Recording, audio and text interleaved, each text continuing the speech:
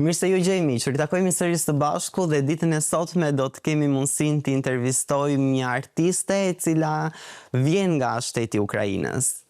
Fal dashurisë, gjeti dashurinë e saj këtu në Shqipëri dhe bëriti në shtetin tonë, në vendin tonë. Një vajzë shumë e talentuar në fakt, e cila ka një instrument të saj që është bandura, një instrument tradicional i Ukrainës. Vajza quhet Viktoria Devjatka dhe do na tregoj sot për rukëtimin e saj në Shqipëri, por pse jo edhe për të dëgjuar pak më shumë nga instrumenti i saj. I themi mirëmëngjes Viktorias. Hello, thank you for inviting. Viktoria, mund të më tregosh pak për veten, nga je dhe si vendose të vish në Shqipëri? My name is Victoria. Emri im është Viktoria, jam nga Ukraina. Për 7 vitesh jetoja në Kiev. Në jetën time jam muzikante dhe mësuese muzike. Pse fillova të jetoj në Shqipëri, sepse gjeta këtu një të dashur. Ai është shqiptar dhe fillova të jetoja këtu gjithashtu. I started live here too. Si ka qenë eksperienca jote duke jetuar këtu? Si ndihesh në këtë vend? First, what me really like it's natural. Së pari ajo që më pëlqen shumë është natyra. Shqipëria ka një kombinim shumë të mirë. Ka plazhe shumë të bukura, male shumë të bukura dhe pyje gjithashtu. Sigurisht më pëlqejnë shumë njerëzit e saj. Më pëlqejnë vërtet njerëzit e saj. Edhe ushqimi më pëlqen, është shumë i shijshëm për mua. Por unë nuk kam shumë kohë që jetoj këtu. Vetëm 2 muaj dhe mendoj se ndoshta pas një kohe më të gjatë do të shoh më shumë. With long time I see more. Cili është instrumenti muzikor që luan dhe çfarë e bën këtë instrument kaq të veçantë? I play bandura, it's Ukrainian traditional instrument. Unë luaj bandurën, një instrument tradicional ukrainas. Ky instrument është shumë i fuqishëm. Bandura ime ka 64 tela. Ajo që e bën të veçantë është se me bandurën mund të luaj melodinë dhe shoqërimin njëkohësisht. Gjithashtu mund të luaj dhe të këndoj njëkohësisht. Ky është instrumenti. Okay. This is this instrument. Tani jam shumë kurios të di kur dhe si e mësove ta luash këtë instrument, çfarë të shtyu për ta mësuar, më trego pak për fillesat, emocionet e para, si kanë qenë ato? Bandura is Ukrainian traditional instrument. Bandura është një instrument tradicional ukrainas. Ai është bërë një simbol i kulturës kombëtare, për të kënduar përdoret nga kobzarët për të ruajtur historinë, traditat dhe mençurinë popullore. Kush janë kobzarët? Janë njerëz që luajnë bandurën dhe këndojnë. Ata luajnë dhe këndojnë këngë. Duma is descended from Ukraine. Duma është një këngë nga Ukraina. Duma është një formë muzikore. Në këtë këngë, teksti flet për historinë e asaj kohe, por disa probleme në vend në atë periudhë apo dhe për ekonominë. Njerëzit në politik nuk i pëlqenin shumë këtë artist, sepse ata thonin atë që ndjenin. They think what they feel. A është ky një instrument tradicional i shtetit të Ukrainës? Domethënë çfarë roli ka ky në kulturën tuaj? I remember in childhood time I saw Mbaj mend që në fëmijëri kam parë një shfaqje të famshme televizive për njerëzit dhe mbaj mend disa bandurist. Një bandurist ukrainas luante një këngë të famshme me këtë instrument. Për mua dua të provoj të bëj të njëjtën gjë dhe kjo më motivon shumë. For me it's like motivator people. A ke pasur mundësi të performosh këtu në Shqipëri, në vendin tonë? Dhe më trego pak për të qasjen me publikun, si kanë reaguar, impakti, emocionet. In Albania I not have Në Shqipëri nuk kam koncertet më dha, por kam disa propozime nga ambasada ukrainase për të ardhmen. Sigurisht luaj për miqtë e mi në Shqipëri. Ata e pëlqejnë shumë këtë instrument, sepse dhe nuk e kanë dëgjuar më parë.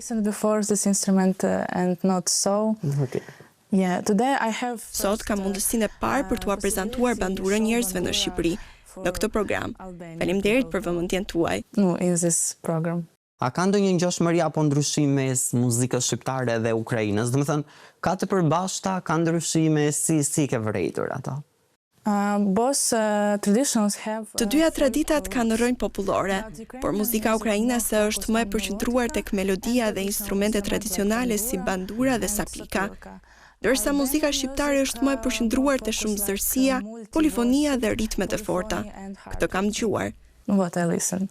Cila ka qenë performanca më e paharrueshme për ty? E di se kur e do fort diçka dhe e ke pasionin aty në mes, të gjitha janë kështu si gishtat e dorës që nuk ndahen, por besoj një moment të cilin ti do doje ta veçoje sot, një moment unik, një moment i cili të ka shënjuar në zemrën tënde, edhe gjithmonë e kujton atë moment si një moment kështu të paharrueshëm.